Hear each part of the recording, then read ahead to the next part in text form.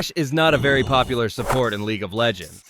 Her ult has an incredible impact no matter where she is on the map, making it so that no enemy champion can feel safe. Her enchanted crystal arrow may not deal a lot of damage, but that 3.5 second stun is like a free kill for other lanes. Of course, if you miss your ult in a team fight, your usefulness drops faster than a bronze player's LP.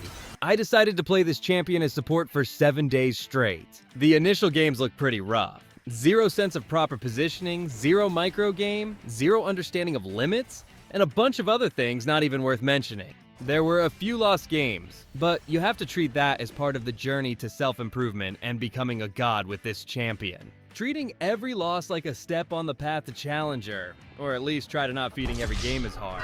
The final game of the challenge was a test of everything I'd learned over these intense few days.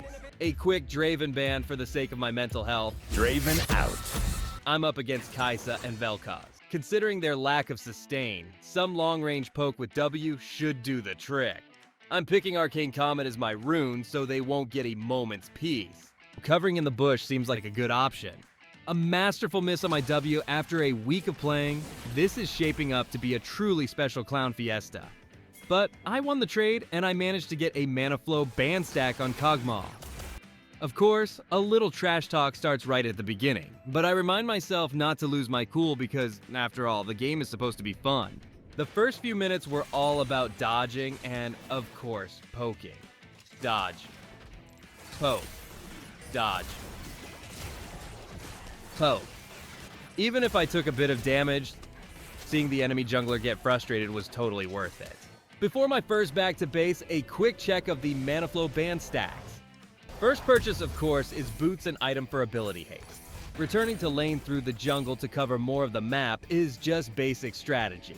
Of course, the real fun begins at level 6. Unlocking your ult opens up a world of possibilities and potential satisfaction, assuming you can actually hit it, which can be tricky. First shot aimed to help out mid lane. Well, a slight miss, but at least that little guy knows he can't sleep peacefully now. The second shot was pretty straightforward, aimed right at my own lane. But who said simple plans are bad if they get results? At one point, Viego got a bit cocky and tried to drag my ADC to the Shadow Isles, but he overestimated his abilities. Another shot at that little guy, but this time I actually hit him, surprising my teammates. This is that satisfying moment I mentioned earlier when you actually land your ult. Another ult and another kill. Did I mention this is exactly why I love this champion? But hold on. Am I seeing this right? You're not subscribed to this channel? Come on, my dude. Fix that and hit that magic button. As a reward, you can leave a comment letting me know which champion you'd like to see next.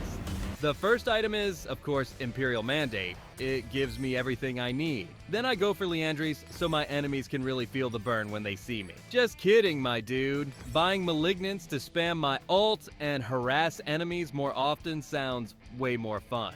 I think Kog'Maw noticed I'm happy he's in the game with me. At this point, I remembered we also have a top laner on enemy team. A quick exchange of pleasantries, and then it's back to tormenting the enemy bot lane, who's probably missing me by now. Seeing the monster that Darius has become, I started thinking about signing some petition against online violence. But hey, life is brutal, and League of Legends captures that perfectly. Did I feel sorry for the opponents? Well, what do you think?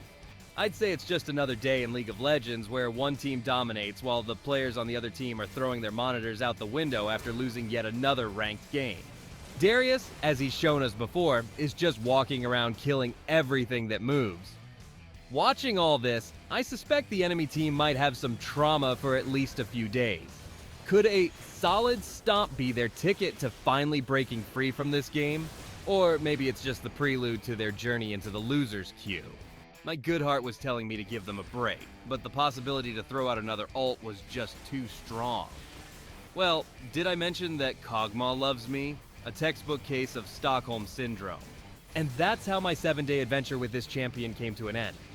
I won't lie, the beginning was rough, but looking at the end result, it was totally worth the effort. From 0 to almost hero in just 7 days, who says practice doesn't pay off? If you enjoyed the video, check out my other content and let me know what build I should try for the next champion, who, by the way, you get to choose.